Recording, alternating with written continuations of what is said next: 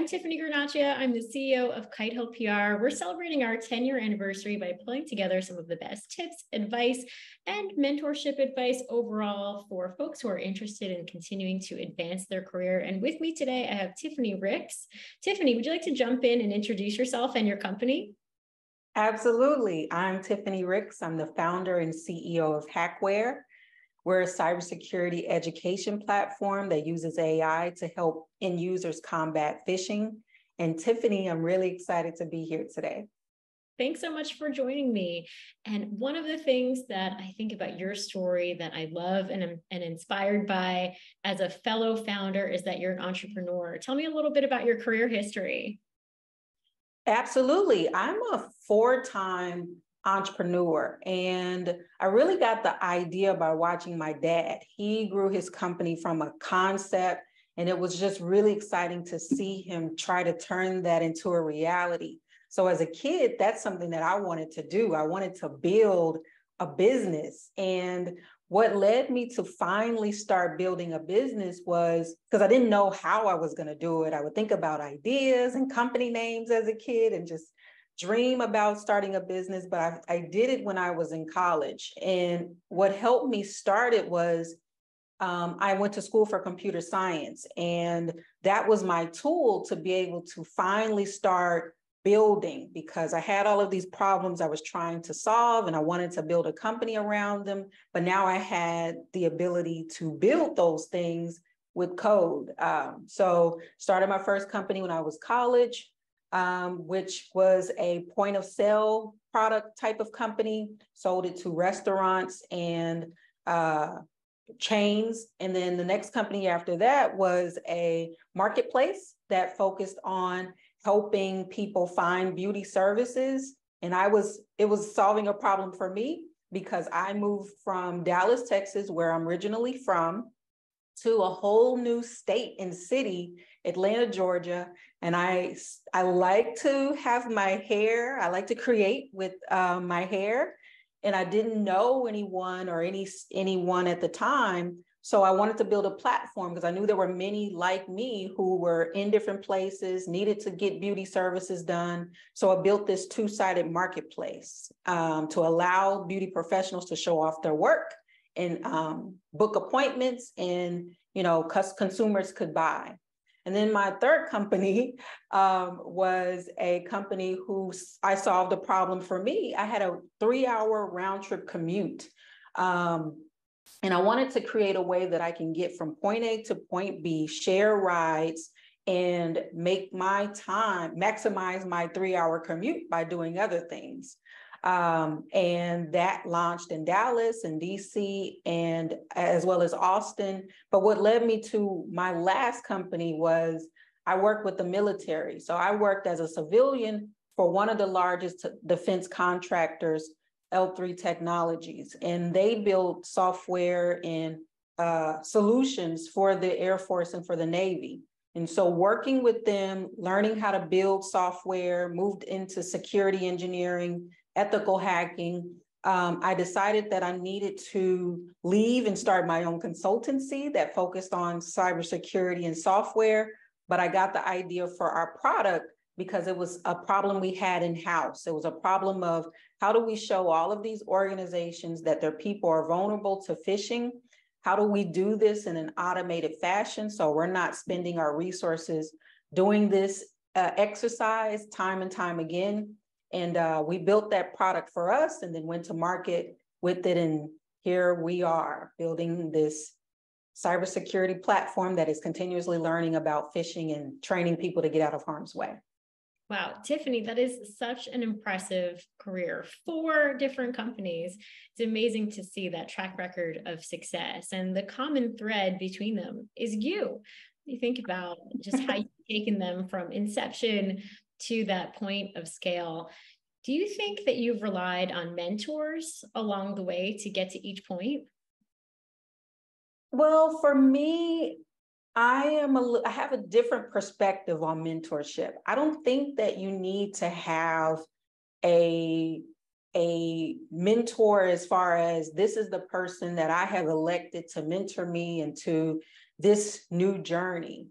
The way that I look at mentorship is I'm getting mentored in bite-sized engagement. So it could be that I'm reaching out to Tiffany, which I have, just to learn a little bit more about marketing and strategy and just having a conversation, but learning and getting some mentorship and advice on how to do a certain thing. And so that's how I've always went about my career. I don't believe that I know everything, but I know how to find people who know something that I don't know. And all it takes for me is just to sit down, have a conversation, learn a little bit more about this thing that I don't know, and build a relationship where if I need to come back, ask more questions.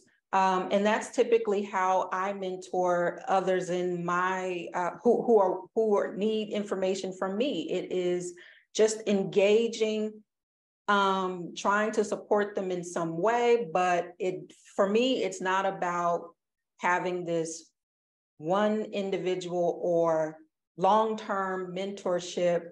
I look at it in a different way.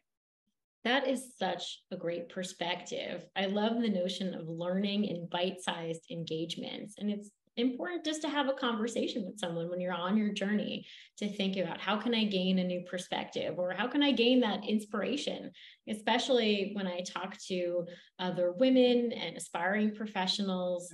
Off the back of the pandemic, more and more I've seen imposter syndrome or people feeling like, can I be in this position? What skills do I need to have?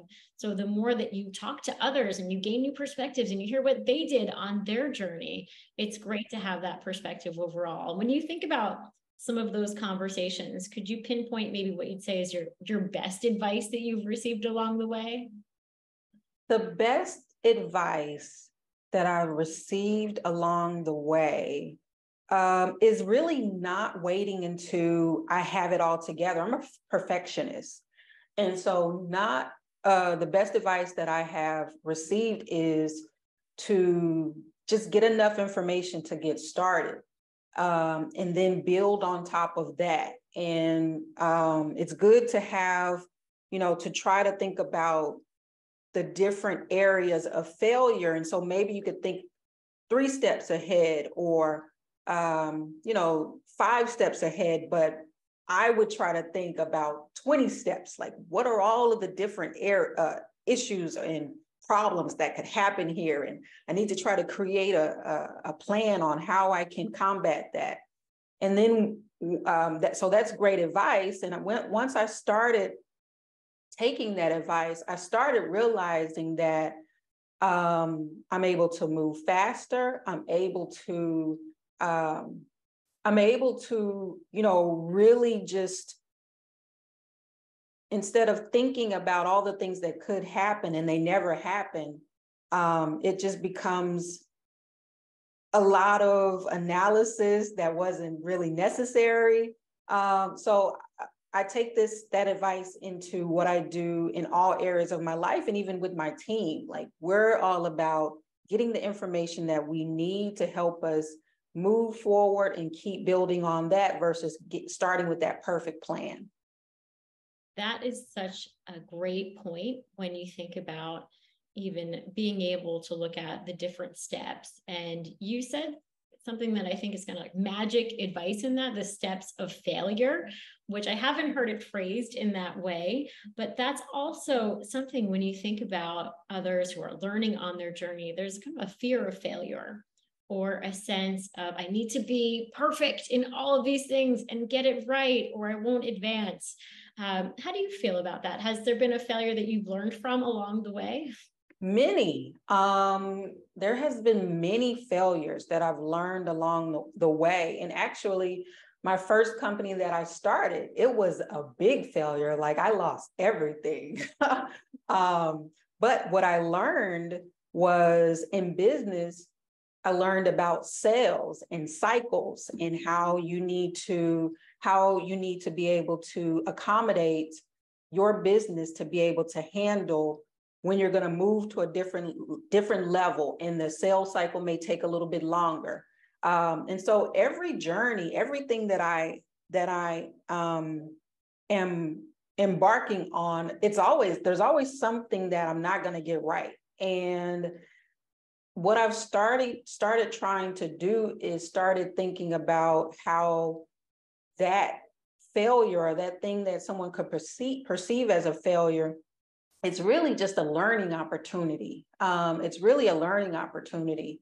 And so I really don't look at failure as the end, when in the past I used to think, especially in sales, like when a customer would tell me no, it would kill me. Like if a potential customer would say, no, they don't want to close this deal with me, I just would think about, I thought it felt like rejection, like they were rejecting me. But it's more of, now I see it as learning. There's a lot of learning of why they say no, understanding what could potentially get them to say yes.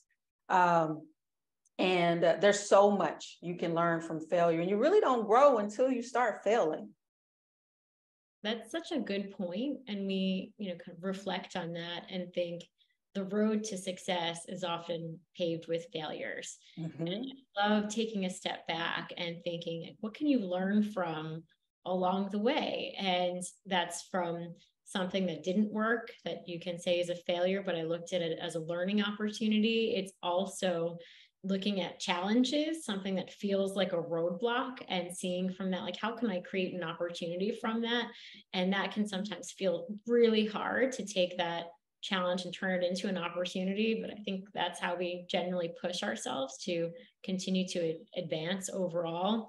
And I really felt your point around kind of that early feedback and setup. I remember when I was first growing Kite Hill, and we had our first couple of clients and we lost our biggest client, and it felt like that rejection, right? You just work so hard to get to a certain point, and then kind of get to this point where maybe a client doesn't feel like you're the right fit for their business.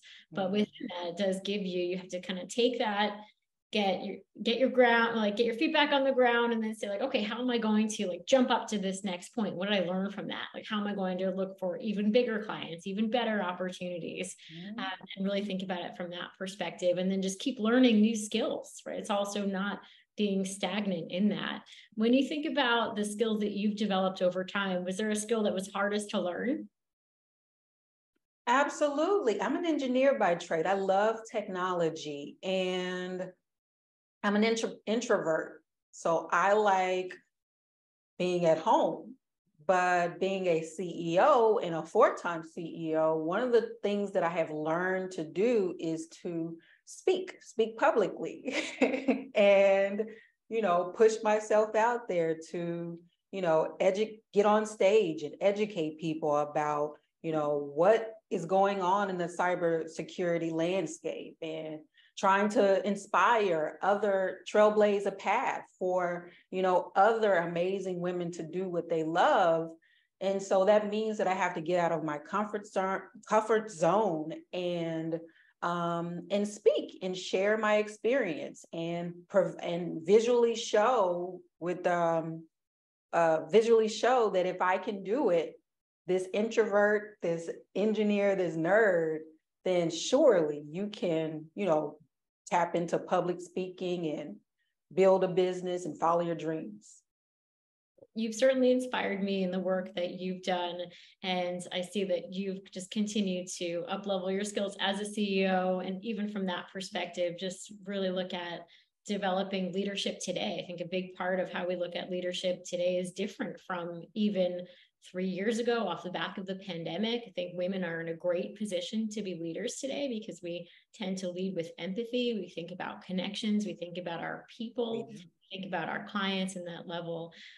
Is there a leader that you've seen that you like their style, or a person that you think is like a great example of leadership in the business that you'd point to for others looking to gain inspiration? A great leader. Good question. I am a student of this craft. I watch a lot of documentaries because I'm fascinated with leadership and greatness. And so one leader there's many, but one that captures my attention that I'm thinking of right now is, I like the way that Phil Jackson leads. So basketball reference. I love sports. And at one point as a kid, I thought I wanted to go to the WNBA, but I like Phil Jackson. He was a head coach for the Chicago Bulls. He also was a head coach for the Lakers. But I like the way he coaches because he coaches from a standpoint of trying to understand the strengths of his teammates. And he also tries to center himself where he's not reactive. Like if you're watching sports and it's a lot, potentially there's emotion, things are happening where you could potentially get out of character and just blow up. But I'm just so amazed how Phil Jackson was able to remain stoic. And oftentimes during the game, it seemed like he wasn't, with all of the challenges and everything that was going on and could be going wrong, and people on the bench are so upset and animated, and he's just stoic. That's always just fascinated with me, his leadership style. And I try to take some of that into my way of leading. First, I'm trying to understand the strengths of my teammates, and I'm trying to make sure that I bring on teammates that are good at what they do. They are really good at what they do. I'm bringing them in to educate me, and for them to elevate our team. And the other thing I like about Phil that I'm really trying to take on is that stoic, trying to, in the middle of all chaos, because startups are chaotic, trying to figure out how do you find your center and not let everything affect you. So right now, as I'm thinking about all the leaders that inspire me, that's the one that comes to mind. Thanks, Tiffany. I like that perception of being stoic. I think oftentimes as a leader, leaning into being calm in a storm is something that we, of course, really want to have that perception as someone who's evaluating everything and making the right decisions, because you're the person at the top of an organization that is really the one that can see everything and then look at what's the next step, how am I directing the team? And especially in times of chaos, you have to be the one that truly is that comes to the table and that is the one who is calm in a storm overall. So I think that's just a great example. I can think of many times when, even being in the business of PR, when there's been, crisis communications, or even going into the pandemic. I mean, that was something that pretty much immediately impacted all of our clients. There was a wave in which we saw the impacts depending on the client industry, but it was certainly a time when my team was looking to me and our clients were looking to the agency to see what is the best way to communicate that. And that's something that we essentially came up with, the help message, where, we stayed calm in that storm that was the pandemic, and essentially looked at how we could help our clients. And then the main message that they should be sending to their clients was, how can I help you? That first simple question of, the world around us is facing the biggest disruption we've ever seen, but how can I help you through this? So it's certainly a learning that we had along the way, but relates back to, what have we seen from great leaders? And that's a great point of it. When it comes to your career overall, if you could kind of parachute yourself back into a moment, is there an experience that you felt like you learned the most from in your career, or maybe your most valuable experience? The experience that I learned the most from, that's a great question. I think the experience that I learned the most from was, I think recently it was this prior to the pandemic. HacWare was in New York. Well, it was originally founded in Dallas, Texas, and then moved to New York City.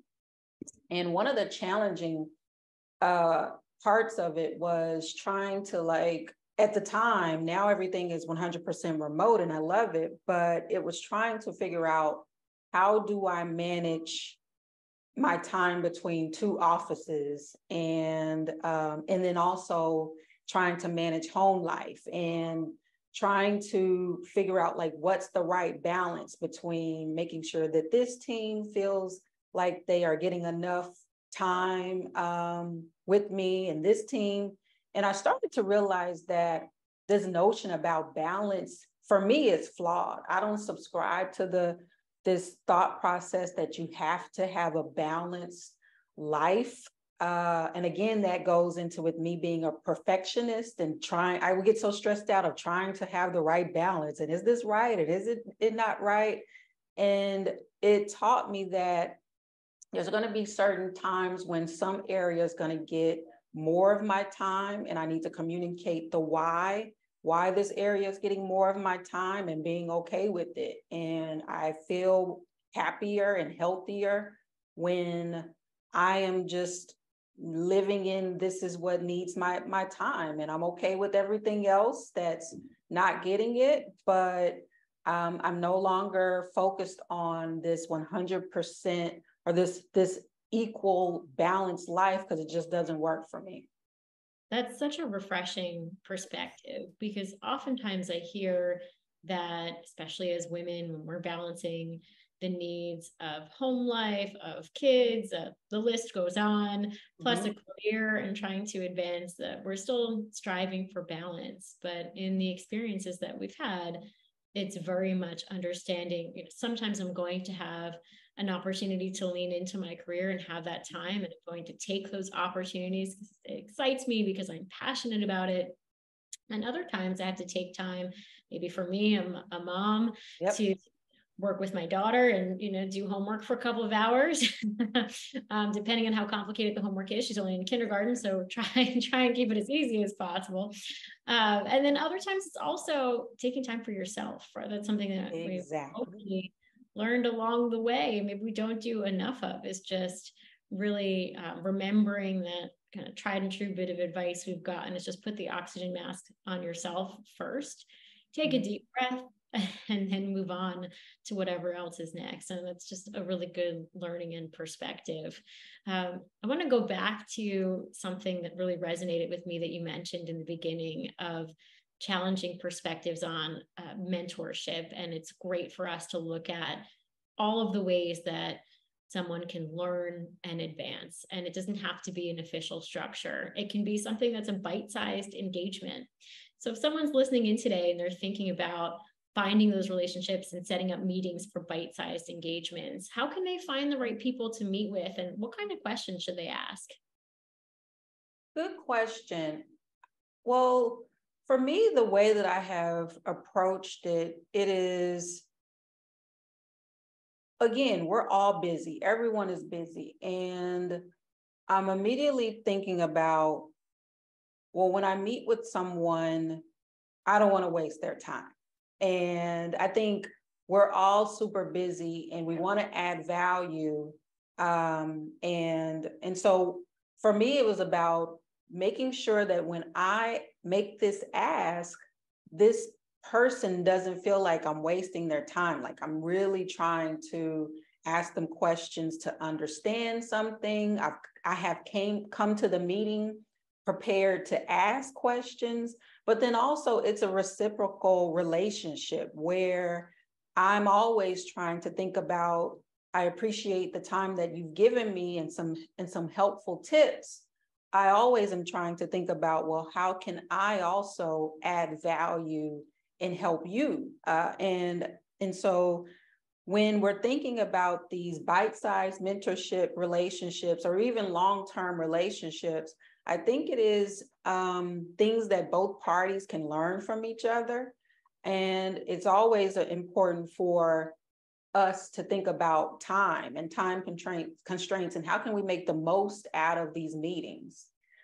So those are some of the tips that, I would suggest if you're looking to speak to someone. Make sure that you're prepared, make sure that if there's some way that you can add value to them, that would be great. Oftentimes they're not looking for it, but for me, it's always a surprise when I'm meeting with someone and I'm here to help them, but I end up learning something from them, which creates excitement for me.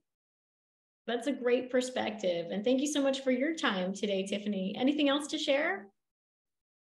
I am really excited about, just making sure that women understand, women, anyone who has a dream, who has something that they want to do, really think about, how can I get started? Just what is that first step that I can do to get started? It doesn't have to be a perfect step. You can move forward knowing that the step could be incorrect, but I think my big goal is always trying to figure out, how can I inspire others to do what they want to do or love to do. That's such a great point. Think about following your passions and just get started. Well, thank you again, Tiffany. Appreciate you joining us today. Thank you.